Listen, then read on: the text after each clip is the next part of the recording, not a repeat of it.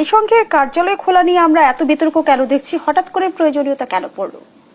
এখানে মূল ব্যাপার হলো যে জাতিসংঘ মানবাধিকার কমিশন ইকুয়াল রাইট মানে সম অধিকার, নারী পুরুষের সম অধিকার তারা চায়।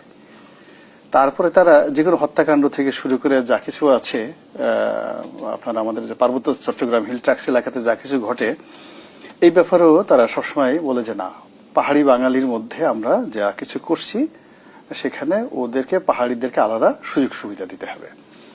এবং ওখানে আমাদের সেনাবাহিনী যে কর্মকাণ্ড করছে পাহাড়ি এলাকাতে, সেই বঙ্গবন্ধুর জমানা থেকে, এখন তারা বলবে যে না, ওখানে সেনাবাহিনী উড্ডু করে নিয়ে আসো, ক্যান্টনমেন্ট থাকবে না। মানবাধিকার কমিশন, এবং দেখেন মানবাধিকার কমিশনগুলো তো এই অফিসটা তো গাজাতেও আছে। তারা কি এখন পর্যন্ত গাজাতে যে শিশু নিহত হয়েছে, তো এই ব্যাপারে তো এখন পর্যন্ত তারা একটা বিবৃতি পর্যন্ত দেয়নি।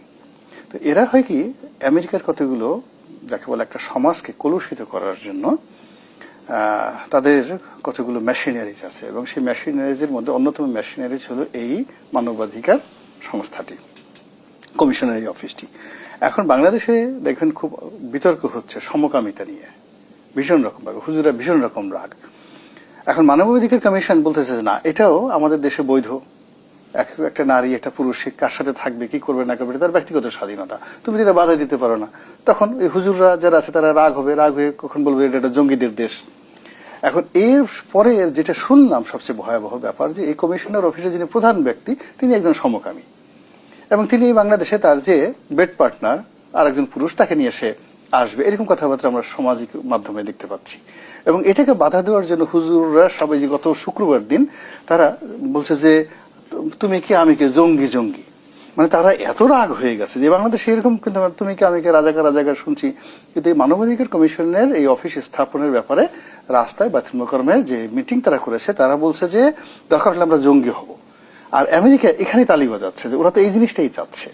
ওরা এই জিনিসটা চাচ্ছে যে বাংলাদেশের যে বিষয়গুলো খুবই স্পর্শকাতর, সেটা হলো আমাদের দেশে নারীর মর্যাদা, আমাদের দেশের দাড়ি টুপি, আমাদের দেশে নামাজ কালাম, আমাদের দেশে ধর্মকর্ম, সবই আমাদের একটা নিজস্ব ট্রেডিশন আছে। এখন এই ট্রেডিশনের মূলে আঘাত করে তাদেররা যে ওয়েস্টার্ন কালচারটা আমাদের এখানে চালু করতে চাচ্ছে, তার মধ্যে এক নম্বর হলো যে মুসলিম পারিবারিক আইন অনুযায়ী সম্পত্তিতে নারীর অধিকার। এখন অনেকে বলতেছে যে কোরআনে যেভাবে আছে এইভাবে হবে না, একটা উত্তরাধিকার আইন অনুযায়ী ছেলেও যা পাবে মেয়েও যাই পাবে। এটা তো বাংলাদেশের যে কোনো আলেমের দেখবে সমস্ত মাদ্রাসাগুলোতে আগুন ধরে যাবে যদি এই ধরনের কোনো আইন করা হয়। এরপরে এই যে সমকামিতার যে বিষয়টি, এটিকে যদি জাতিসংঘ বলে যে না, এই ব্যাপারে এর আগে কিন্তু তারা বেশ কয়েকটা মিটিং করেছিল শেখ হাসিনার জমানাতে, টিএসসিতে বেশ কয়েকটা মিটিং করেছে, রূপবান নাকি যেন তাদের কয়েকটা সংগঠনও আছে। তো এই যে সংগঠনগুলো, এগুলো যদি এখন এই মানবাধিকার কমিশনের সামনের অফিসে গিয়ে তারা একটা সংবাদ সম্মেলন করে, ওখানে একটা নাচ গানের আয়োজন করে এবং তারা জানান দেয় আমরা এই অবস্থার মধ্যে আছি, এবং এটা কিন্তু বাংলাদেশে একটা ব্যবসা হয়ে গেছে। ব্যবসা হয়ে গেছে।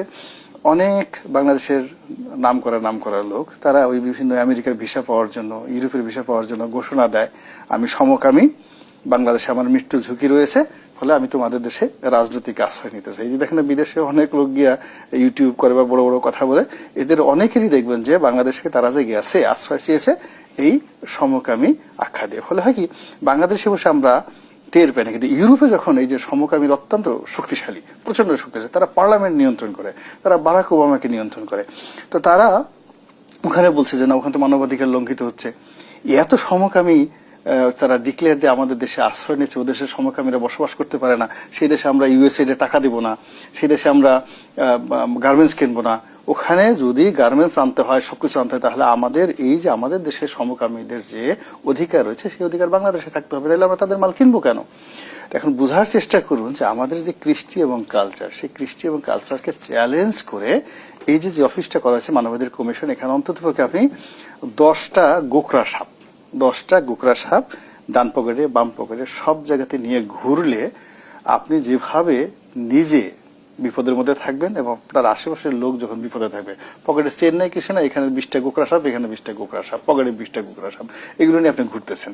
তো তদ্রুপ এই যে অফিসটা, এই অফিসটার যে ইতিহাস আফগানিস্তানে, এই অফিসটার ইতিহাস যে শ্রীলঙ্কাতে, নেপালে, এই অফিসটার ইতিহাস যে মধ্যপ্রাচ্যের দেশগুলোতে, এবং ওখানে যে সকল আনরেস্ট এবং পুরো সামাজিক বন্ধন থেকে শুরু করে সবকিছু তছনছ করে দিয়েছে, তার 100 ভাগের 1 ভাগ যদি এই ঢাকা শহরে ঘটে, বিশ্বাস করেন মানুষের মানে যা করে মাংস কামড়িয়ে কামড়িয়ে খেয়ে ফেলবে। এর কারণ হলো আপনাকে একটা জিনিস বুঝতে হবে যে এই যে বাংলাদেশের যে আয়তন, এই আয়তনের মধ্যে 18 কোটি মানুষ, এইরকম ঘনবসতি পৃথিবীর কোনো দেশ তো নয়ই। পৃথিবীর সৃষ্টি হওয়ার পরে ক্ষুদ্র একটা ভূখণ্ডে কখনো এত জনবসতি ছিল এরকম কোন ইতিহাস মানব জাতির 20,000 বছরের ইতিহাসে নেই।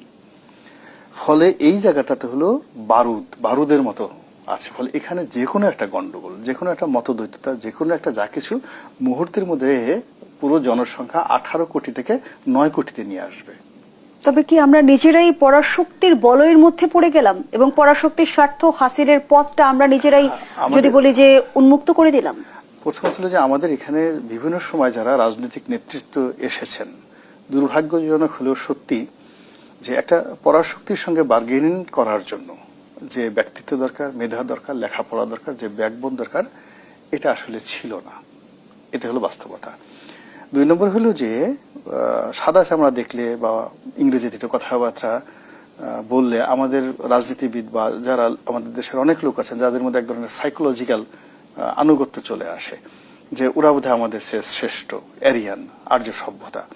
ফলে ওয়েস্টার্ন কালচার বলতেই সবাই মনে করে ভালো। আমাদের দেশে দেখেন বাবা মা বাংলায় লিখতে পারে না, ওই দেখা গেছে গুলিস্তানের ফুটপাতে সেই মুদির দোকান করে বা ডিম বিক্রি করে, কিন্তু তার মেয়েকে বা ছেলেকে ইংরেজি মিডিয়ামে পড়াতে হবে। এর কারণ হলো সে ফটাফট করে ইংরেজি বলবে।